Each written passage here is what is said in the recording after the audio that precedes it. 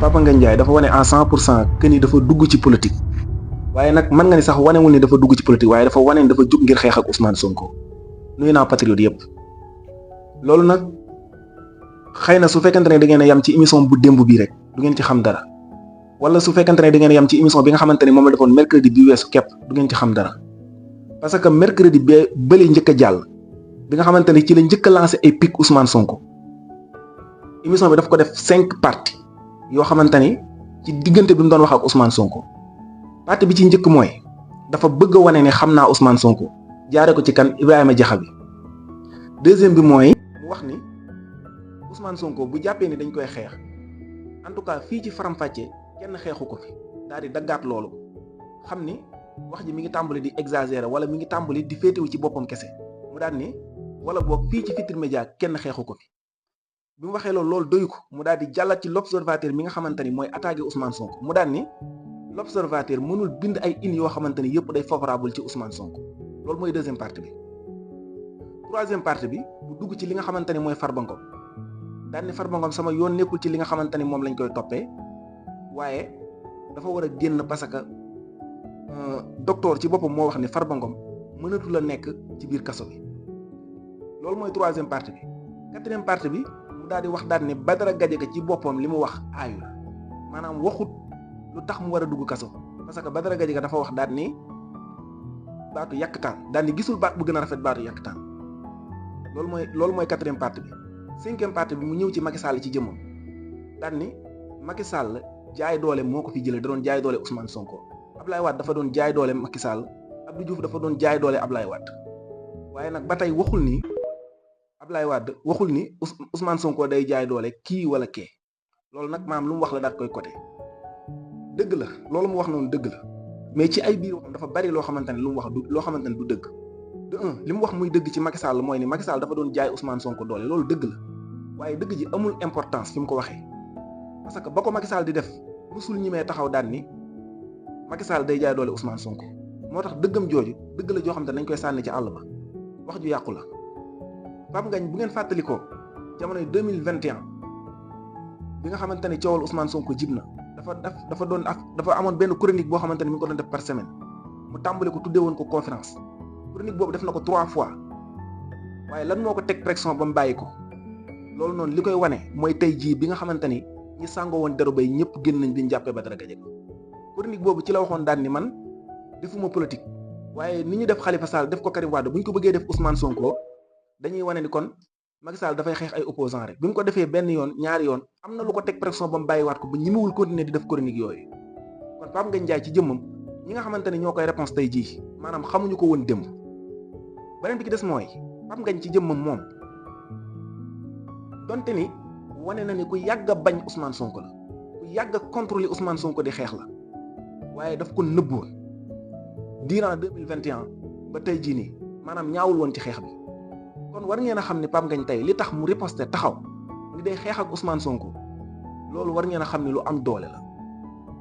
war ngeen a xam ni lu am doole la te sàngoo gi mu sàngoo woon dëru bay maanaam génn na tey ma ñëw nag ci li nga xamante ni moom la wax ci mbirum Farba Ngom mbiru Farba Ngom li mu ci wax mooy Farba Ngom sama mag la waaye bu ñu waxee mu génn dafa war a génn daal di attaqué Ousmane Sonko ci politique propos yoo xamante ni politiciens yi nga xamante ni ñooy opposé wu ñoo ko doon yëkkati di ko teg ci kaw Ousmane Sonko mooy ni Ousmane Sonko moo dem Fuuta daal di wax daal ni nangam ak nangam ci Farba Ngom bu élection yi jàllee dootul ñëwati di campagne loolu propos Ousmane Sonko la mais propos politique la boo xamante ni politiciens yi ñoo ko doon déformé te loolu journalistes yi ñoom ci seen jëmm xam nañ ni yooyu ay pigu waxu politique gu mbedd la maanaam du dara waaye bu ko politiciens yi di toogee ci seen plateau yi di ko exploité sax ñoom ñoo leen di xamal naan leen loolu moom ay propos politique la waaye kon li lay wan ne Pape Ngagne dugg na ci politique mooy ni mu jëlaatee waxi politiciens yi jël ko di ko jëmmal di ko dëggal jublu ci lan xeex Ousmane Sonko ci li nga xamante ne moom la Ousmane Sonko waxoon ci Farba Ngom mu ñëwaat ci Farba Ngom nag ku insisté la ci Farba Ngom nag parce que xam naa ne lu ko ñor la ci insisté la parce que li tax mu ni Farba Ngom dafa war a génn daan ne sama yoon nekkul ci liñ koy toppee loolu mooy wane ne Pape Ngagne Ndiaye hypocrite la Pape Ngagne Ndiaye naafeq la te lim doon làqatoo feeñ na tey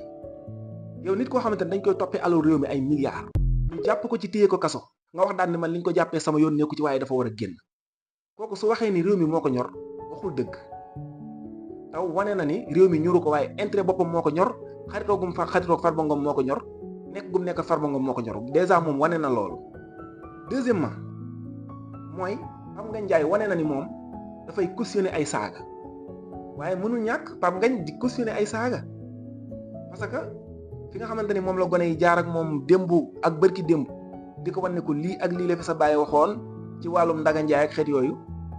te loolu ñaawul ci moom ci ni mu waxee bu fekkante ne Badara Gadiaga dafa taxaw carrément daal di wax daal di jël baatu yàkkataan tuumaal ko Ousmane Sonko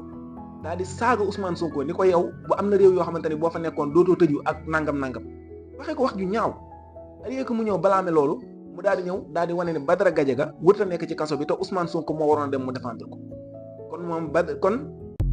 Pape Ngagne Ndiaye ci jëmmam wane na ni ay saaga moom garaawalu ko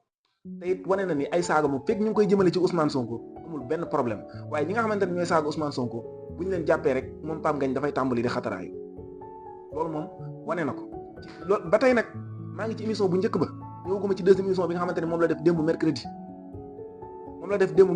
23 juillet bii émission bi mu ci def boobu ñëwaguma ci ba tey maa ngi ci première émission bi nga xamante ne moom la njëkk a def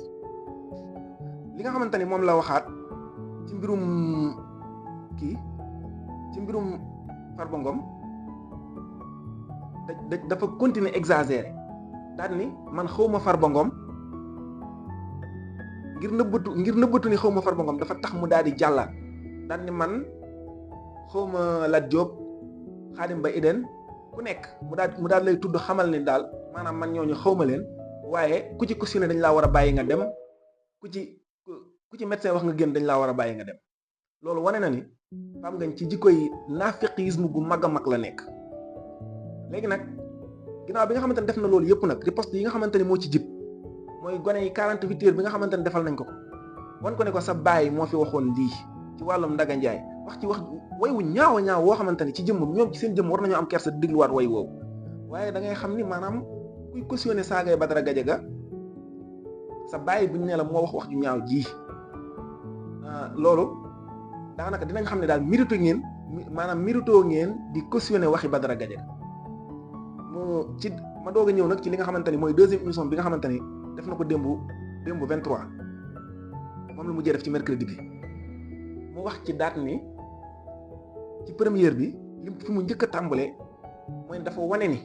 attaques yi nga xamante ni gone yi def nañ ko dugg ci waxi baayam ji naqari na ko trop mooy ni may defee sama liggéey bari na ñoo xamante ni daf leen a soof waaw d'accord bari na ñoo xamante ni ngay defee seen liggéey daf la soof te man ci ñooñu laa bokk li ngay defee sa liggéey daf ma soof waaye dinaa la wax lan moo tax mu soof ma ci ay objectif laa ko teg yàlla xam na ne defaloon naa la vidéo bay waaj a publier vidéo bi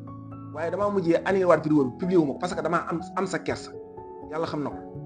waaye tey bi nga taxawee di cautionner saagay Ousmane Sonko bépp mbalaanu kiir laay moo xamante ne amoon nga ko sama diggante ak yow mburi naa ko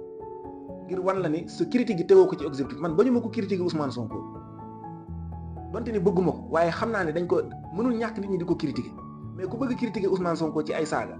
bépp mbalaan moo mburoo woon danañ ko mburi ni ngay defee sa émission neexuma man foofu laa taxaw mooy ni yow ni ngay def émission dafa xeewi maanaam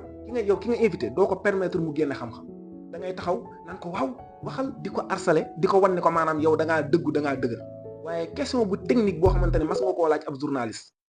yow bu ñu génnee politique maanaam politique bi nga xamante ne mooy dox ci mbedd bi amul benn question bu technique boo xamante ne di nga ko laaj moo xam ci wàllum environnement la wala loo xamante ne lu jëm ci wàllum économie la wala loo xam lu jëm ci justice la question bu technique ñu dégg la nga laaj ko mënta nekk te yow daanaka waa Pastef rek ngay dalal xam-xam di génn parce que ñoom ñoo lay imposer wax la li nga xamante ni mooy xam-xam sa émission faram-fàcce yi nag yàgg nga koo def waaye méthode bi nga koy defee dafa kadi su dee bëgg nga émission bi gën a jëm kanam faaw nga xool méthode bi nga xamante ni moom nga koy defee man ci ñi sa émission bi soof ci laa bokk encore une fois parce que méthode bi nga koy defee baaxul loolu mooy première bi nga njëkk a wax ci sa émission ci sa deuxième émission bi ci ni émission bi ñi ma koy defee bari na ñun soof man looloo tax mu soof ma deuxième bi mooy nga diaboliser waat Ousmane Sonko daal di wax daal ni premier ministre laay waxal daal di nag premier ministre boo xasee bay wax ak moom xam nga ne lu nekk xaaral lu nekk daal mel ni Ousmane Sonko daf fi nekk nit koo xamante ni dafay traqué ñi nga xamante ne ñooy wax ci moom di leen dugal ci kaso bi te yow xam nga ne demee wut noonu mooy da ngaa wàcce wax ji ba ci suuf dugg ci Badara Gadiaga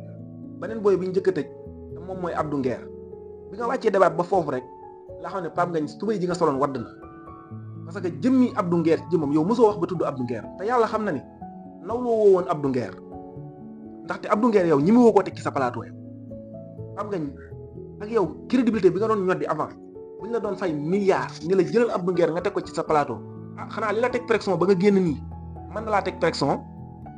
ba nga invité Abdou Nguer waaye yow ci sa jëmm ñi mu woo teg Abdou Nguer ci sa plateau parce que yow loolu boo ko bëggoon def sax bu dee am nga ay doom ñun la bu ko def kon boo taxawee naan Abdou Nguer wërta nekk ci kaso bi ak ndax liberté d'opinion loolu boo ko defee sànq mburi nga mbalaan bi nga xamante ni moom nga mburóowul te li nga xamante ni mooy ay saaga yaa ngi gën a wane ni yaa ngi koy cautionné Abdou Nguer moo taxaw publiquement daal di man ku ma fay ma saagaal la Ousmane Sonko Abdou Nguer moo taxaw wax loolu kooku def délit boo xamante ni dafa taxaw fen publiquement ñu jàpp ko juge yi la tooñ ñu jàpp ko woo ko la muy wax justifié wu ko ñu téye ko ci kaso bi nga taxaw di défendre kooku noonu da ngaa bëgg a défendre la jaabul continuer nga défendre la jaabul da nga xamante ni li nga xamante ni moo fi nekkoon démb bi nga attaqué Ousmane Sonko ñu defar la 48 heures bu metti 72 heures bu metti ba tey loolu moo fi nekkaat su dee nag am nga énergie pour tenir ko bienvenue dans le game maanaam mën ngaa ñëw nga dugg si ci game bi nga saagante ak booy yi nga dàqante ak ñoom nga attaqué Ousmane Sonko saa yoo attaqué Ousmane Sonko machine boobu nga xamante ni moo nekk ci seen ginnaaw clavier yi ak ñi nga xamante ni ñoo nekk ci seen kanamu écran yi di la defal vidéo lu mat 1000 vidéo par jour ngay jàkkaarloo ak moom sa xol di tàng say xoli doom di tàng say xoli wayjur di tàng say frère ñu leen di fàttali seen wayu baay bu mu fi wayoon xeet wax yu ñaaw yoo xamante ni en personne man sax yàlla xam na ne damay rusa toog di répéter wax yi nga xamante ni moom la sa baay doon wax kon wane nañ ni 72 heures bi dal na li ñu la wax naqari na la waaye nag yaa ko teg sa bopp parce que su fekkante ne ñëw nga tàmbalee ci nañu wax ci li ñuy wax te ñu bàyyi dañu bañ a dugg ci bàyyi mais Ousmane Sonko mi nga xamante ni moom la Badara Gadiaga saaga Abdou Nguer ni ku ma fay ma saaga ko moom bàyyi jàmbur la te moom moo la ëpp njariñ ci réew mi te moom moo la ëpp ay responsabilité ci réew mi te beneen bi ki des mooy yaa ngi jéem a dëggalaat ci ne xam nga Ousmane Sonko xam Ousmane Sonko du ndam Ousmane Sonko journaliste yi ko njëkk a invité muy Ndeye Fatou Ndiaye ñooñu fi mu ne nii bu ñu woowoon Ousmane Sonko du leen jël amatuñ sax numéro Ousmane Sonko parce que nekkuñ ay nit yu normal dañoo bëggoon a utiliser seen relation ak Ousmane Sonko ngir enrichir ñi bëgg utiliser seen relation ak Ousmane Sonko ci domaine boobu ñoom ñëpp dañu perte te man damaa gëm ne su dee xam nga Ousmane Sonko yow looloo tax nga perte ko looloo tax nga perte sa relation ak Ousmane Sonko loolu nag su fekkente ne da nga ko perte mën na ñëw di mottalikoo ci ay waxu politique wala ngay làqatu ci ay ginnaaw homme politique ngir wax li nga bëgg a wax su dee da ngaa bëgg a xeex wala nga bëgg a def politique assumel rek nga continuer da nga xamante ni politique moom am na ay conséquences loolu defe naa ne Ousmane Sonko mi ngay waxal war na la cee jàngal lu bari moom mooy ki gën a subir ci yoonu politique am ci conséquences yi nga xamante ni moom la fekk ci politique jamono bi nga xamante ne nag moom la Ousmane Sonko di politique ak jamono bi mu doon wax kooku ku doon tëj ak a ray moo fi nekkoon boobu yow yaa ngi toog ci sa plateau bu àllarba jotee nga sango ba rafet toog croiser say bras taxaw di wane ni yow yaay dalal nit ñi yaay wax waaye boobu mënoo ñi mi woon a wax ci ki nga xamante ni moo doon tëj ak a ray loolu la Ousmane Sonko affronté woon su dee pare nga pour dugg ci li nga xamante ni mooy politique rek mais boo nga pare pour daje ak conséquences yu mel noonu donte ne kuy tëj ak a ray nekkatu fi waaye daal politique moom ak lu mën di xew am na ay conséquences faaw nga génne sa xaalis ndax amoo ñu la cotiseel te it faaw nga joxe sa énergie bépp te xam naa ni sa kàttan mayu la ko sa wér-gu-yaram mayu la ko kon nag mieux vaut que nga yem ci li nga xamante ni mooy sa liggéey da nga bañ a dugg ci ay règlement de compte ak ay xeexu personnel nag mën nga koo def ak ku nekk génn ci waaye booy xeex ak koo xamante ni yàllaa ko foral xeex bi yow yaa ciy sonn koo xamante ni yow boo dóoree sa benn kurfañ lu ma téeméeri nit dóorandoo la kurfañ yoo xamante ni xamul fan lay jóge kon mieux vaut que nga toog nga toppatoo li nga xamante ni mooy sa njaboot da nga continuer li nga xamante ni mooy sa liggéey moo gën ci lii ngay def